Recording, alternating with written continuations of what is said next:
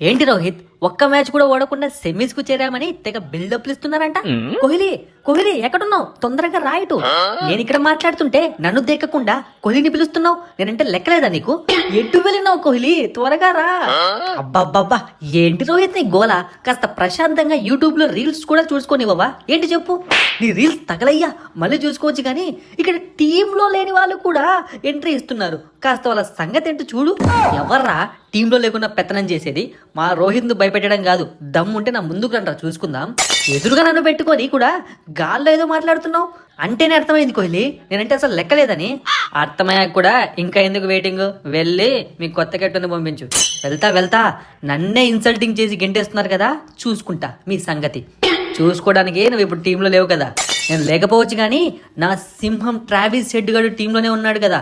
వాడిని చూస్తేనే మీ బౌలర్లకు సగం చచ్చిపోతారు. హెడ్ లేదు, గుడ్డు లేదు. ఈసారి ఎవడైనా రాని, నీ యవ్వ తగ్గేదేలే. ఏంటి కోహ్లీ, 2023 వరల్డ్ కప్ ఫైనల్లో ఏం జరిగిందో అప్పుడే మర్చిపోయావా?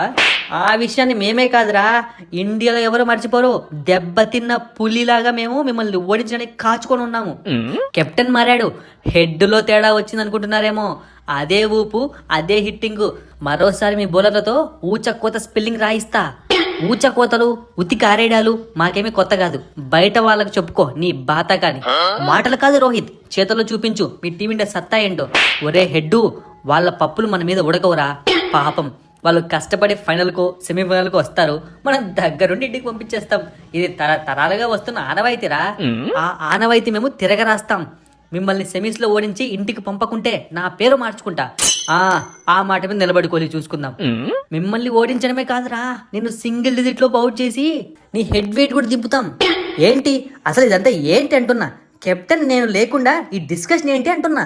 అయ్యయ్యో స్మిత్, మీ వాళ్ళకు నువ్వంటే లెక్కే లేదు.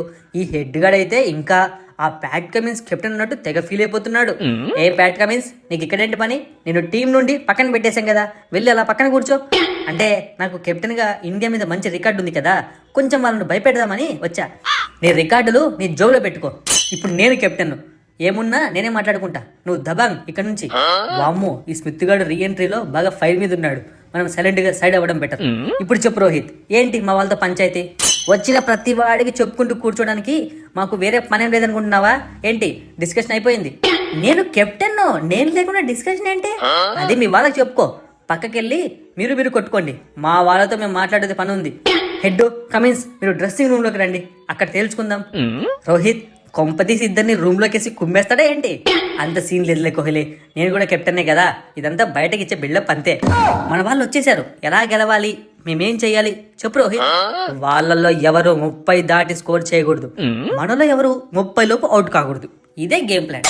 అన్నా, ఈ ప్లాన్ నీకు కూడా వర్తిస్తుందా, లేదంటే కెప్టెన్కి ఏమైనా రాయితీలు ఉన్నాయా?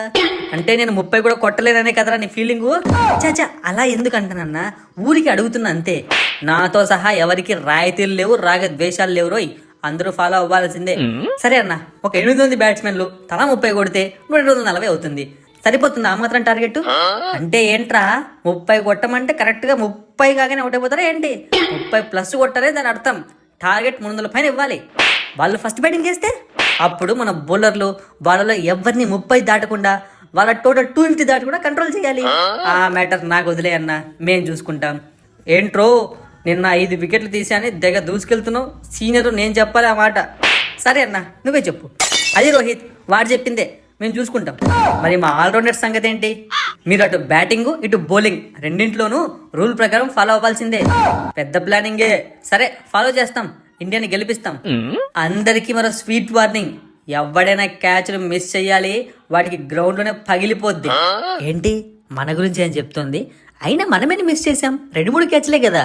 మ్యాచ్ అన్నాక కామన్ ఇది. ఒరే కేఎల్ రాహుల్, నీకేరా వార్నింగ్ ఇస్తోంది? స్వీట్ వార్నింగ్ అంట, ఏదో సమాధానం చెప్పు. అంటే కోహ్లీ అన్న ఇప్పుడు క్యాచ్ మిస్ చేస్తే గ్రౌండ్ లోనే కొడతారా, లేకుంటే రూమ్ కి పిలుచుకొని వచ్చి కొడతారా?